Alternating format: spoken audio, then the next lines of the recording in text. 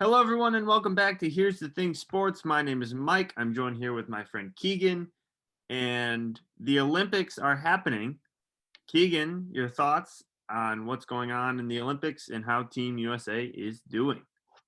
Well, first of all, I want to know, Mike, do you even care about the Olympics? Now, No.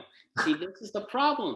No, this is seriously, this is the problem. This is a representation of where things are at right now. We have Americans who don't care about the Olympics. We have Americans rooting against America in the Olympics, and I have no doubt that it's affecting their performance. Right now, America is killing it in the silver medal category.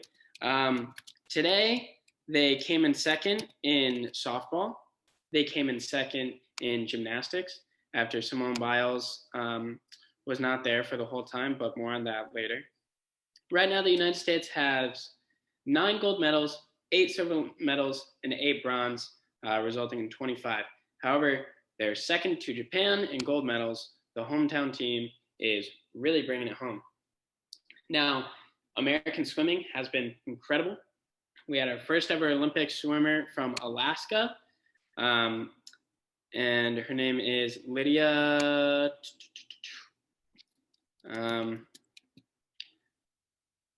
What is it? Lydia.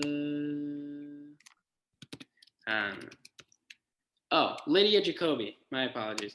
Lydia Jacoby takes home the gold. She is a teenager from Alaska who's competing in these games, and nobody cares. And probably the biggest thing right now is these are amateurs. These are teenagers competing in these games. The guys making millions of dollars are blowing it right now. USA basketball is in trouble. They lost. USA men's basketball lost to France in their first pool game of the year. So, how it's going to work? They all play each other one time, all the guys in their group, and then they move on. So, they lost to France, who, I'll give it to them, have Rudy Gobert, Evan Fournier, NBA guys. Evan Fournier goes off for almost 30 points, but these are the Americans in basketball. They should be winning. It was their first Olympic loss since 2004. Now, just to give you an idea of what that means, the last time the Olympic basketball team lost, I was 4 years old. Mike was 4 years old. We are now 21 years old. That should not happen. I know that sounds biased of me, but it's basketball. It was invented here. It is played. Some of the best players are American. However, what we're seeing that's very interesting is that all the best players are not American anymore. The NBA Finals MVP plays for Greece. Luka Doncic, who is maybe a regular season MVP in the next 1 or 2 years, plays for Slovenia. Rudy Gobert, multiple-time Defensive Player of the Year, plays for France. So we're seeing the most diverse basketball community that we've ever seen, and still there's this expectation for America to win basketball because that's what they do. Greg Popovich is trying to run a Spurs offense with a lot of ball movement, a lot of passing, a lot of chemistry, but you need a lot of practice to get there, and you need a lot of time together, and that's something that they just don't have. Now, on the more serious side of things, Simone Biles joins Naomi Osaka as two athletes who have now had to withdraw from competition or spoken about the mental health struggles that they face from the pressure that is on them to perform. Now, Simone Biles, with the level that she performs at and with the presence of social media in her era, is definitely, Allie Raisman said, a former American gymnast, is the most pressured gymnast in American history. People are expecting her to not only win, but to create new moves and wipe the floor with everyone else. And that's just so much to put on this 24-year-old young woman.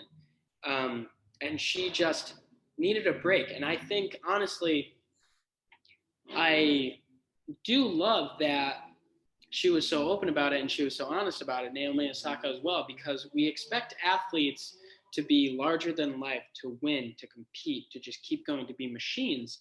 But they are human beings as well. And I think it's a big message to people that athletes are humans and it's okay to have a bad game or to have a bad day. There are many young people playing sports in America today that beat themselves up over bad games.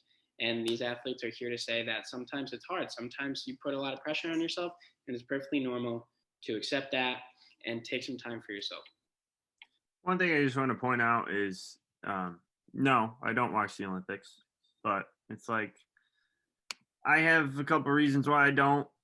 I mean, specifically for some of the teams, I don't really, care for watching, but I'm not going to get into really my reasoning as to why I watch and don't watch. Sure, some of them are great because they're young kids. They're performing at the highest level, but it's just not for me. I'll stick to my other sports, and you know, sure, it's the Olympics. It's supposed to be like, woo, but you know. They've definitely, lost their fanfare, and we'll see if they can get back to it. Winter is next year, so that's all I got. All right. So for more Olympic talk, probably next week, because the Olympics will still be going on. Make sure to like, comment, and subscribe on this video. You could find this video and the other videos from this week in our playlist section on our YouTube channel. Make sure to like and subscribe there, and comment and follow our social media where you see all our posts on when we're posting, and make sure to hit that notification bell on our YouTube channel so you know exactly when these videos are coming out.